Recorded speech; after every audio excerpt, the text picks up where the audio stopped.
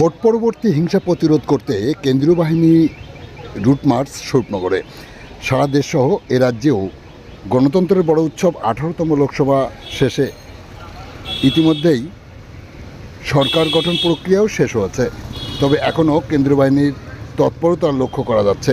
Vote পরবর্তী হিংসার প্রতিরোধের জন্যই এই কেন্দ্রীয় বাহিনীর রুট মার্চ বলে সূত্র মারফত জানা যায়।